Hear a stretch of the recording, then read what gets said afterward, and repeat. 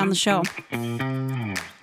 Very exciting because we're talking to like a Canadian legend. I'm just going to say it. She's a Canadian legend.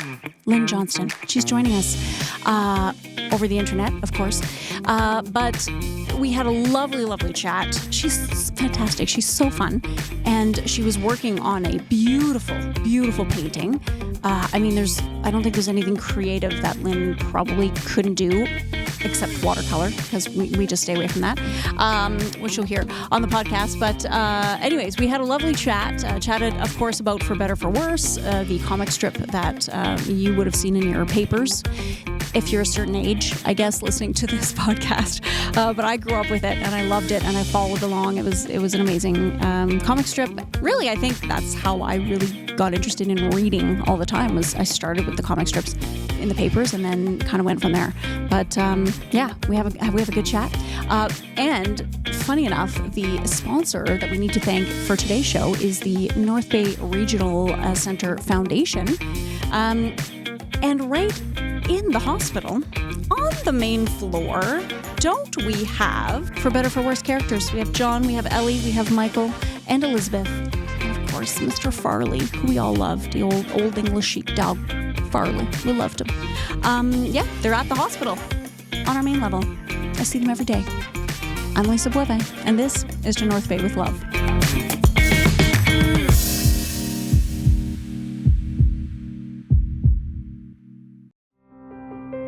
Dear North Bay, as a single mom and full-time student, life can feel overwhelming and budgets are always tight. But one thing I never question is how deeply I care about my community. When I began volunteering at the North Bay Regional Health Centre, I saw firsthand how much the healthcare system means to people, especially when life takes an unexpected turn. It made me think, what if it was my child, my parent, or my friend that was in need of care?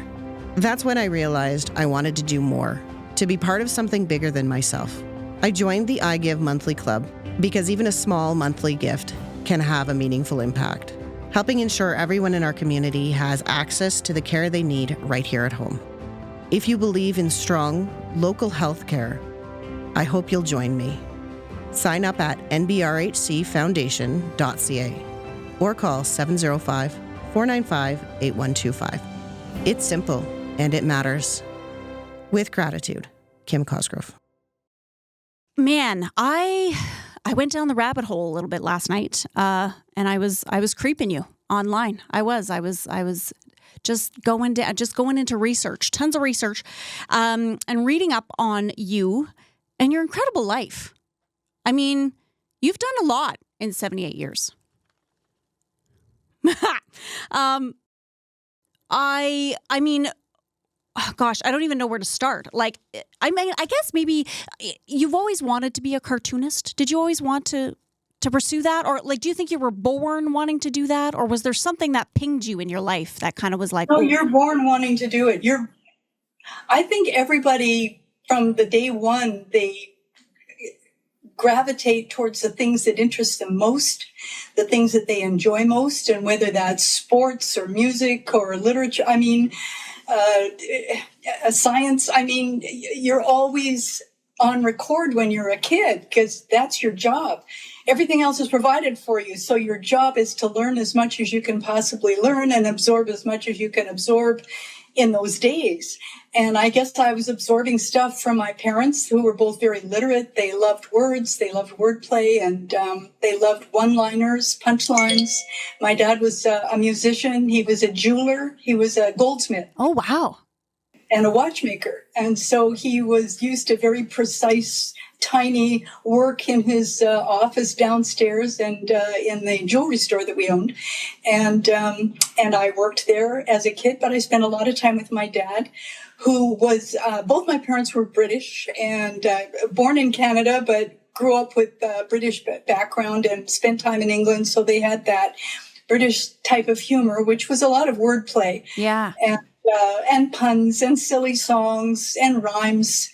So, yeah, and both of them were wonderful illustrators. My dad was a amateur cartoonist, but he was very good at portraits. And my mother was an excellent calligrapher and line illustrator. I mean, they were both really talented people. Yeah. So, I mean, yeah, you definitely came by this naturally and through your genes, definitely, when you were born. When I was reading about, obviously I'd love to talk a little bit about For Better, For Worse, but there was a before. There was a before that. And one of the things that you did was a medical artist.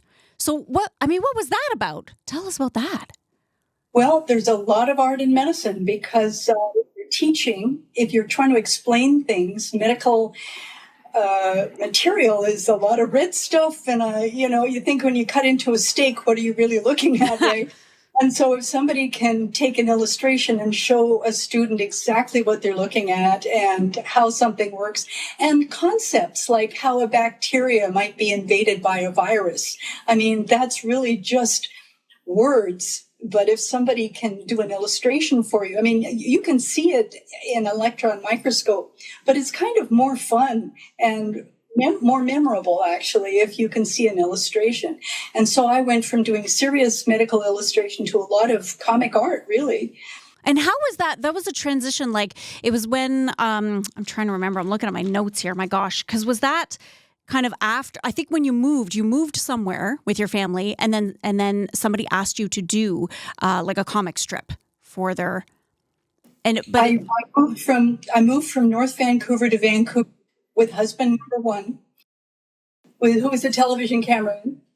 And I couldn't get a job in Hamilton in animation, which was where I was headed. I was working for an animation studio in Vancouver. When we got to Hamilton, I did not have enough skill or experience to do remote work as an animator. So I had to look for something else. And because all the work was in Toronto at the time and Ottawa. So living in Hamilton, I had to find something else. And I saw an ad in the paper at the time for a medical artist, somebody who could do charts and graphs for the medical school. So I stayed up all night and drew guts and skeletons and whatever I could find in the library. And I took my folio of work into the medical school and I was hired, which was fantastic because full-time work, right, as an artist. So there were a couple of us on board, and a third finally joined us. And because all three of us were really good illustrators, they put us through first-year medical school. And we took all the classes and saw the dissection and did some dissection and went to the morgue and saw surgery and learned a tremendous amount.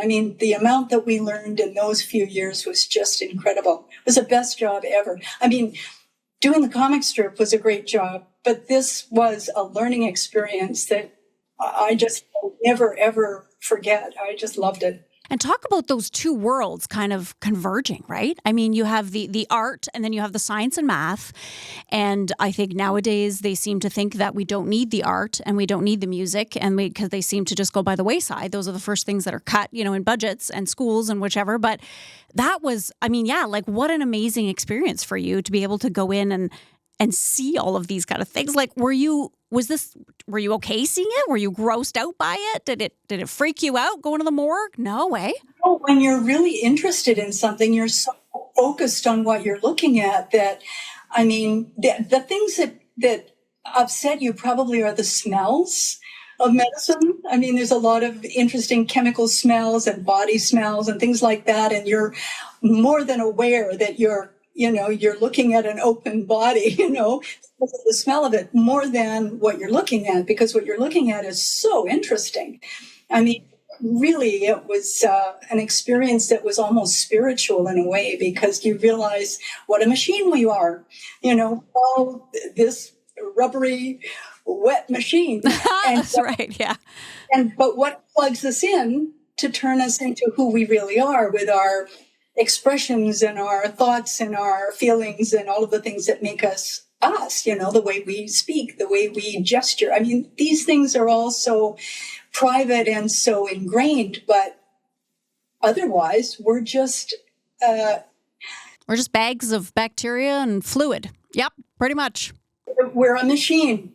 We're a machine. We're a rubbery, wet machine, and it's a very interesting experience to see it all taken apart, to learn how it works, to do illustrations, and to realize that we all have a soul. What else plugs you into the wall and makes you who you are? So it was very spiritual, and it was I loved the people in the business too. I love medical people there. Most of them, I would say, if not all, are there because they really want to make a difference and they want to help. A lot of the medical students there were amazing talent as far as art and music and literature. I mean, just a great bunch of people. Yeah, I would have to agree. I mean, I work at the hospital here in North Bay, and but my first job as an actor, performer, and I don't know. I've always, when I'm not doing that, I've always kind of been in the medical field, whether it's a dental office or doctor's office or now the hospital. And I would agree. I mean, I think people who work at the hospital, whether it's anesthetists or doctors, surgeons, the nurses. Yeah, a lot of them are they also play the flute, or they also, are part of the symphony here. They also, they just, or they draw, or they design pottery, they do whatever, right? So it's really nice to be able to have that kind of yin and yang, right, in your life. So, yeah. Great experience. Many reasons. Yeah.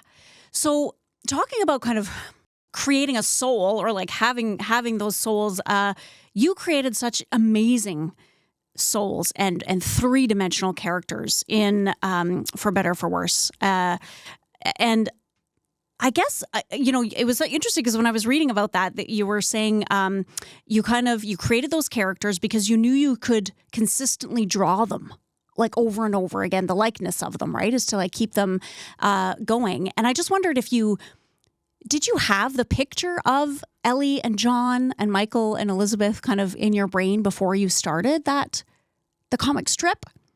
Like Kathy Geiswood, who did a comic strip called Kathy, used to write home. We all wrote home in those days. We didn't have email, so we wrote letters. And she and I would both do doodles on the bottoms of the pages that we sent home, right?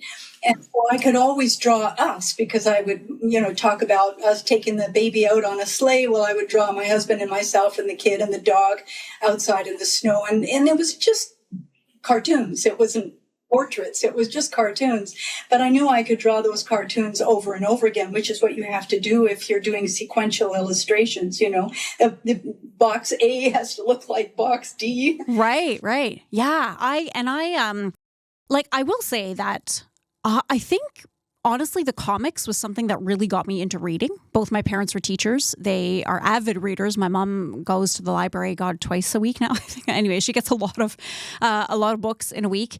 And growing up, I wasn't really an avid reader, but all of a sudden I got really interested in the comics. And For Better or For Worse was one of them that I really started to, especially in the 90s, I mean, I was at that age where I just couldn't wait for the paper to come in and open it up and see what was going on. I loved the storyline, how like Ellie found out that she was pregnant with April. And I was like, oh my God, she's going to have a baby.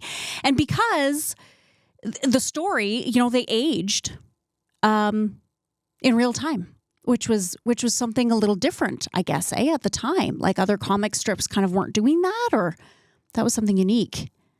A couple of comic strips have aged.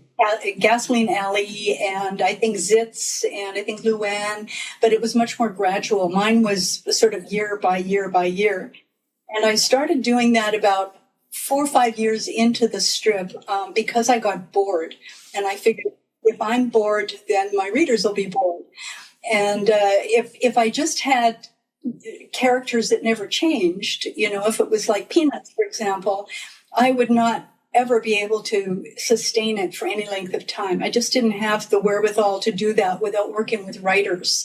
And Charles Schultz never worked with writers, so hats off to him for being able to do it for so long on his own, because it's really a challenge to try and come up with something different or at least entertaining for that length of time when you just have characters that don't change. So I found that my own kids, as they were growing, their vocabulary changed and they had different friends and their experiences outside of the home were exciting. And I didn't want to lose that.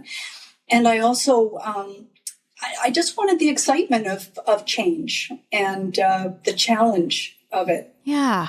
And you definitely covered themes that were at the time, pretty avant-garde or new. And I just wondered if like when you were writing, for instance, there's Michael's best friend, Lawrence, who comes out as being gay.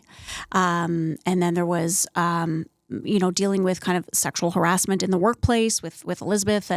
And these kind of themes, when you were writing them in the comic strip, was it something where you kind of went, were you a little nervous about doing it? Or was it something that you thought was going to be like a big thing? Or, we'd be talking about it today as avant-garde, you know what I mean? Or was it just something that you thought, no, this is happening in real life and I need to let my readers experience it as well as I am?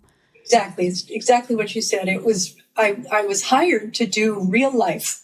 Not, they wanted a woman's point of view because we're in the trenches, right? With the dog and the diapers and the, household stuff and whatever's going on. You don't walk in at 5:30 and dinner's on the table and the wife is all ready to, good. And that was very unrealistic and it was all done by the guys, right? So they wanted somebody to do it from a woman's point of view. And I really wanted to do a realistic family in a realistic community with all the stuff. And for better, for worse, was the title suggested by my editor, because that's exactly what they wanted. They wanted the good and the bad and the ugly. That's right. Yeah. I mean, one of the storylines you ended up getting quite a few letters on, and I'm sure you know which one I'm going to talk about, is little Farley.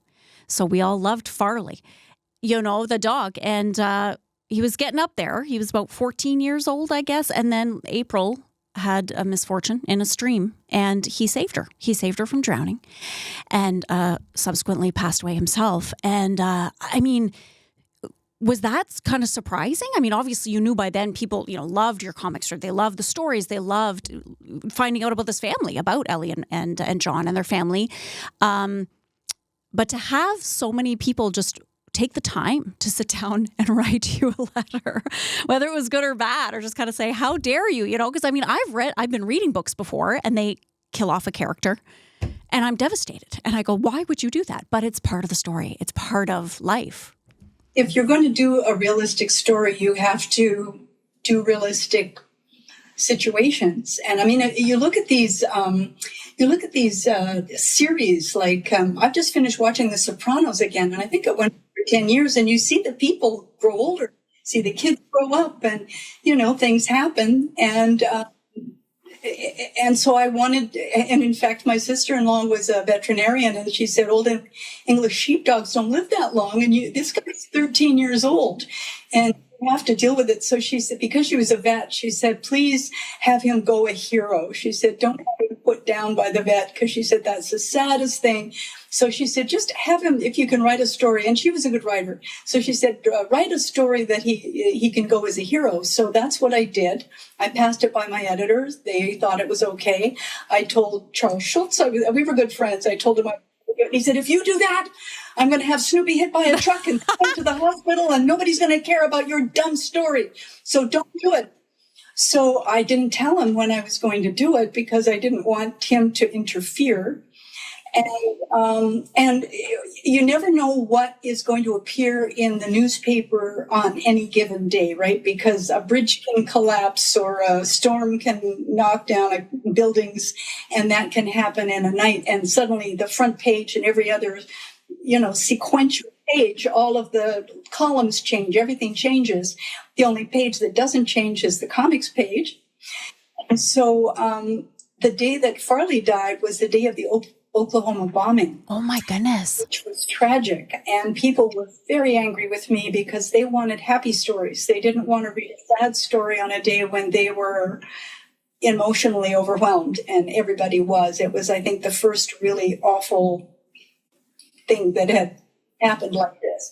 And so, so Farley died the day of the Oklahoma bombing, and I received many, many, many letters, and people were distraught and people were angry with me, but I didn't have a choice, like the dog was too old and he had to go and he went a hero. The other side of it too was that I had veterinarians contacting me saying, old English sheepdogs aren't that smart. Oh.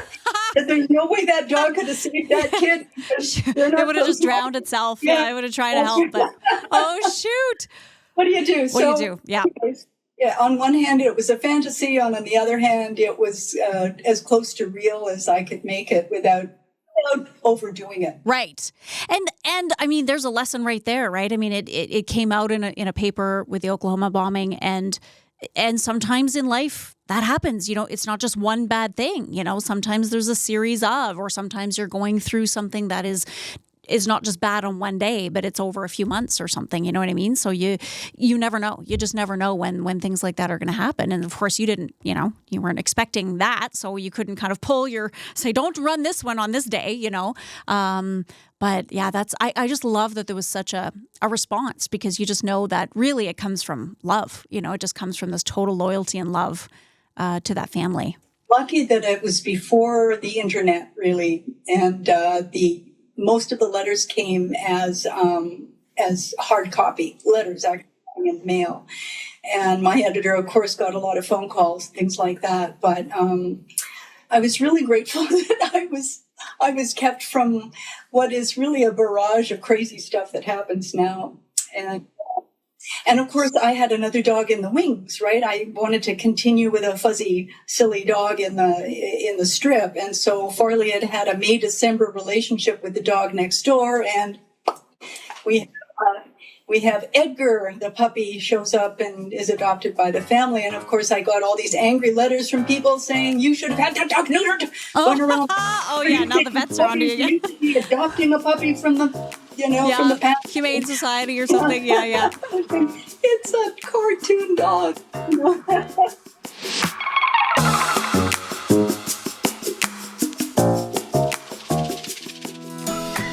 North Bay's turning 100. And what a time to be here! From the buzz of the Heritage Parade to sunset concerts at the waterfront, the city is alive with celebration. And you know who's right in the middle of it all? Homewood Suites by Hilton North Bay. We're proud to be a part of this milestone moment. Whether you're coming home from a family reunion, planning a gathering with friends, or just simply making the most of everything the Centennial has to offer, our doors are open. Stay in a spacious suite that feels like home, with a full kitchen to cook in, room to relax, and a space to unwind after a full day of fun. Are you hosting something bigger? Our event spaces and amazing local partners like the Grand and Stock Transportation make it easy to bring people together. Best of all, they're just steps from the action. The fireworks, the food trucks, the music, the laughter, it's all right here. Celebrate 100 years of North Bay with us. Use code Centennial to save on your stay anytime this year. Be at home with Homewood Suites by Hilton North Bay. Join the party today at 495 Oak Street West or give us a call at 705-495-3000. It's almost that time of year. Early mornings at the rink, fresh notebooks and backpacks, and a community gearing up for another great season of varsity sports. At Source for Sports North Bay, we're proud to be part of it all. Whether it's finding your kid's first pair of skates, gearing up for tryouts, or outfitting your team for the season ahead, we've got you covered. Because here, we're not just a sports store, we're neighbors, coaches, teammates, and fans. And we're proud to cheer you on every shift, step, and stride of the way. Visit Source for Sports North Bay at 1321 Fisher Street and let us help you along your way.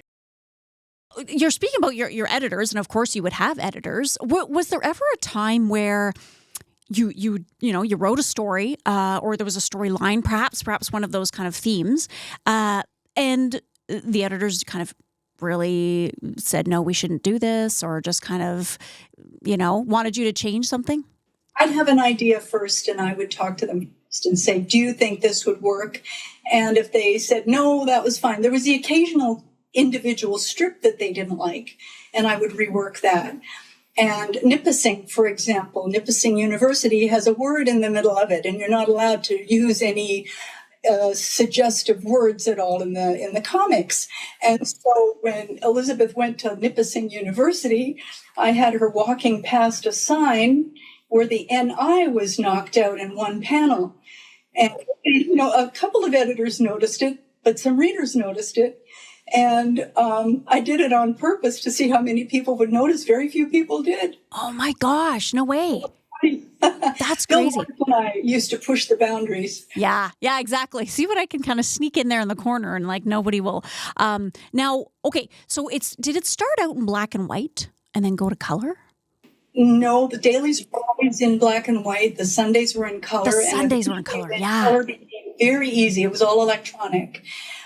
many years after I started, then they started to color the dailies. And the frustration is that I had control over the coloring of the Sunday page, but dailies were colored in-house, and often a character that they thought was white was not, I wanted to show different nationalities in the strip, and I would have brown people and black people and different, characters in the strip, and they would paint them all white, and they would come back and they would be printed in the paper. So that might be a dark colored person in the Sunday page and but the same character. The same character. Oh no. So it was important for me to be in touch with the colorists there as well, to say, wait a minute, you've got to check out the color of these characters. Yeah. Well, and I was going to say too, even just down to to the hair color of Ellie and John and, the kids and everything, like they, what they would be wearing or so would you kind of see they would get it all done and then you would have final say? Would you always get to see it? You wouldn't. No, I wouldn't. I would see it in the paper. Okay. Yeah, so I had to contact them ahead of time and say, this character is this color and the hair is this color. And yeah. Was there any one time where you you were reading it and something just hit you and you just grabbed the phone right away because something just wasn't right or you had to kind of rectify something immediately? That happens, but it's there and it's gone. And what can you do? Exactly. I mean, it's there. Yeah. You call your editor and say, oh, by the way, this happened, so let's see if we can fix it for the next time. But yeah, like you said, I mean, there wasn't, TikTok and Instagram and all these things. So it's not as if it would be kind of plastered all over the place. You know what I mean? People could talk about it or something if there was. Readers they're very observant and they were really interested in continuity. And if something didn't quite work, I'd hear from them. That was fine. In fact, some of the readers were great and that they gave me all kinds of information that I'd forgotten. Don't forget that this character did this in, such and such a year. And I'd say, oh, yeah, right. Oh, yeah. Which is great. Yeah. I mean, you need that, right? It's like filming a movie. It's always kind of out of sync and stuff. So you have to kind of go, wait, do I know the murderer at this point or no? Okay, great. Here we go. You always need those people to kind of remind you.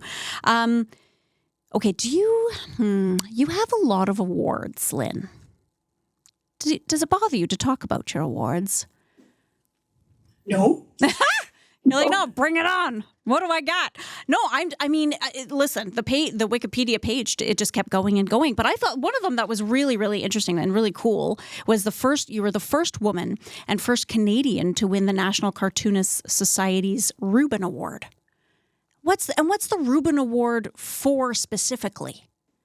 Well, it's named for Rube Goldberg, who was a cartoonist in New York who drew these amazing situations where if you want to fry an egg, for example, the chicken lays an egg and it hits a spoon and the spoon flips it up into the air and it goes down a chute and then it ends up being cracked and drops into a fry pan.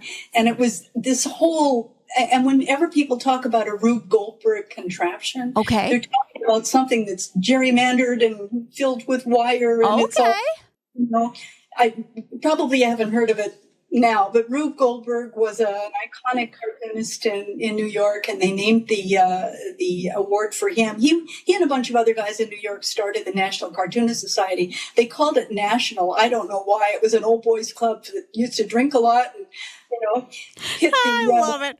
Yeah, the liquid lunch. All right, little madmen. Association room and just enjoy themselves. So they weren't too keen on having all the rest of the cartoonists join, and eventually it became national and then international. And I was president for a while, which was a bit of a... So it's a great bunch of people now. It was just kind of an old boys club then. And most of the old boys are gone. I'm one of them, and on my way out. And so, but it's a great group of people. I thought when I was hired that when I met the other cartoonists, it would be very competitive and kind of. I imagine it would be this Hollywood welcome. We hope you fail kind of. It was so supportive and so much fun. And I think part of it is because the syndicates were in competition with each other. So I could enjoy the company of Blondie and Hagar the Horrible and Family Circus and all these people that did family strips because our syndicates were fighting. So they'd say, are you still carrying Blondie? Well, you should take For Better, For Worse. Thump, But that wasn't me doing it. It was So I could enjoy being friends with all of these wonderful people, and I still keep in touch with them. Oh, that's amazing. Yeah, that's so cool. And I mean, you're on the Canada's Walk of Fame, which is really cool too. Yeah, that was pretty neat. Dang, yeah. Was it? Do they do the ceremony like they do in Los Angeles when you near the and you go and you put your? So do you? I saw a picture of it, but like, do you sign it or do you put your hand in it or something? Is there anything in there, or is it just it's your name with? No, you sit on it to get your picture taken. That's about it. But they give you the award was made by an artist who created this top-heavy glass thing on a tiny little base. So 3 of us broke our awards that night. You put the thing down on the podium and it's gone. Oh and my I wish God. I had said, "Oh, that's my first big break," but I didn't know what to say. But it was a really wonderful evening, and what was good about it was meeting all the other people. And I've received a number of wonderful awards, one of which was, say, the Order of Canada. And you lined up outside the room itself, and all in alphabetical order. And it's a big room, and it's all the spouses and whoever is accompanying you are shuffled off to another space. So in alphabetical order, this lineup snakes back and forth before you're let into the main ballroom. And so you're standing next to all of these people who are scientists and authors and musicians and highly regarded athletes. I mean, just the most amazing people. And people were saying, "Why are you here?" "Well, I don't know. Why are you here?" I don't know. Yeah. And the amount of real sincere surprise, and everybody was so modest. Yeah, People humble. just were not Mm-hmm. expecting to win this marvelous award.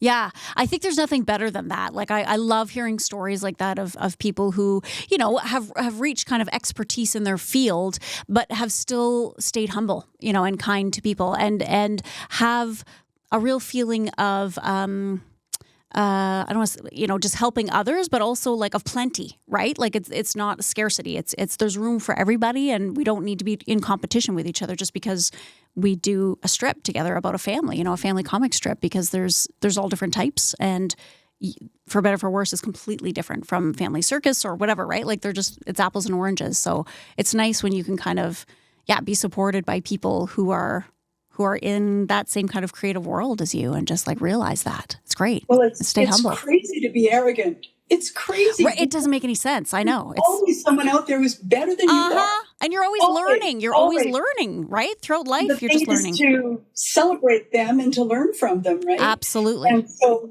whatever I did, if it was interesting to somebody else and if they learned from me, great. But I learned from others as well. Mad Magazine, that was my school. My education came from Len Norris of the Vancouver Sun and a number of other Canadian editorial cartoonists and the comics themselves, but Mad Magazine, because it had such a variety of styles and excellence. It was an excellent magazine, still is, and anybody who wants to be a cartoonist goes straight for Mad Magazine. I love it. Listen, when we started this podcast, you were wearing an apron. Yeah. Looked like there was paint all over it, but like, what were you doing? There it is. That's the one. Well, I can't turn the thing around to show you, but I'm working on a fairly large painting for my husband's son. Okay, you're also a painter. What is happening? What? Tell me about this. What's going on? I might be. Do you want me to show it to you? Sure. I can take it off the stand. Yeah. Oh my gosh. Yeah. So this is oh my that I'm working word. On. And it has there's a lot more to do on it. I'm so tired of rocks. I've done rocks. Oh my gosh, it's beautiful. To our viewers who aren't watching this, Lynn just showed us this beautiful painting of a little girl, and she has her back to us, and she's looking out at a beautiful lake with trees on the other side, gorgeous rocks on the beach. What's your favorite medium? What is this? Acrylic. I find that I have no patience at all. So oil paint does not work with me. No. And I get high on the fumes. But acrylic is great. I like to work with acrylic. I am not good at watercolor. My hat's off to anybody who is a watercolorist, because that is a skill that I have never been able to. But acrylic, yeah, I'm okay with that. Me too. I took painting years and years ago, and I haven't been doing it in a while. I did some kind of back in like 2018, 19. I kind of had like a little blip again where I just threw some color on a canvas. But that's my favorite is acrylic because, easy to clean up, quick dry, so you can go over and over and over if you need to. People who do watercolor, they're a different breed. I think people who do watercolor and people who fly F-18s have the same mindset because the danger is real. You're committed, right? With watercolor, once you put something down, you got to go with it pretty much. And you're working backwards. The paper, the white paper is your white. And you have to always be mindful that that's got to show through. And so if you're doing clouds, you're going around the white and yeah, it's too much. Can we know a little bit about the painting, or is it, we don't have to at all, but if it's too personal. You can see it in the background there. Yeah. It's my husband's little granddaughter, and she's standing at a beach looking out across the water. It's a lake in northern Ontario somewhere, I'm not too sure. Lovely. But, and is this a surprise? Pardon me? Is it a surprise? As a gift? He doesn't know. He doesn't know that I don't want to show it to him until I'm happy with it. And it's for Christmas. Okay, shoot. Well, tell him, I don't know. You better tell him not to listen to this podcast or watch this podcast. That's okay. Okay, good. I don't mind. Yeah, okay, good. Well, it's absolutely gorgeous. Listen, Lynn, I won't take up too much of your time. I know you were right in the middle here, and thank you so much for joining us today. It's been an absolute pleasure to chat with you, and you've just given us so many years of awesome reading. And I can speak personally, but I'm sure a lot of people listening and watching this also loved the Patterson family and just, grew up with them in real time, because that's kind of, how it was drawn. And yeah, and I absolutely loved it. I actually took a picture. I have it on my phone here. I don't know if you can see it, but we have at the hospital here in North Bay. I don't know. I'll have to put it up to the camera after. Yeah, the characters in the hallway on this main level. And I was like, I have to take a picture of this to show to Lynn. There they are. There's John and Ellie. Those were made by a team of people who make the three-dimensional characters for Canada's Wonderland. No way! Wow.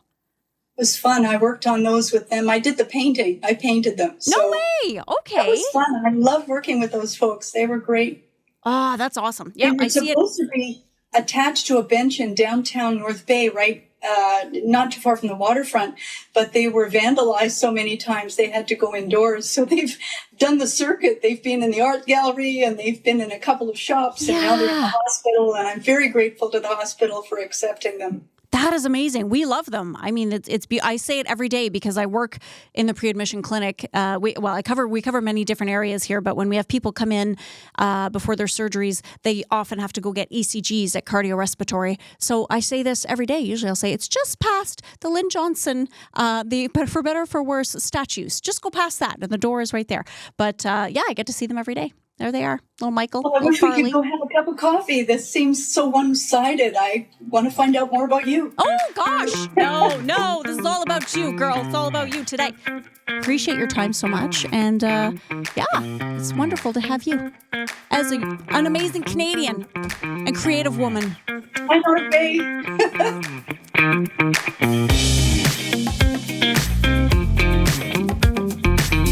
What a pleasure chatting with Lynn.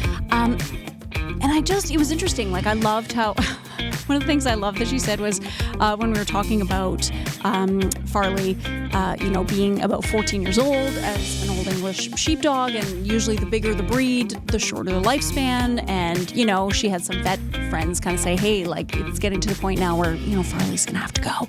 But if you're writing him out, like, please make him a hero. And she did that. And then she mentioned it to Mr. Schultz, of course, who does the Peanuts. And he was like, if you do that, like, that's it. I'm friggin' Snoopy's getting hit by a truck. Okay? Take that. All right? I will never read your strip again. So, I mean, people, that just goes to show, though, how loyal and supportive and loving people were to her family. I mean, it was almost like just reading a sitcom, watching a sitcom, reading a sitcom every week, and following their lives. So, yeah, that was really cool. I love chatting with her.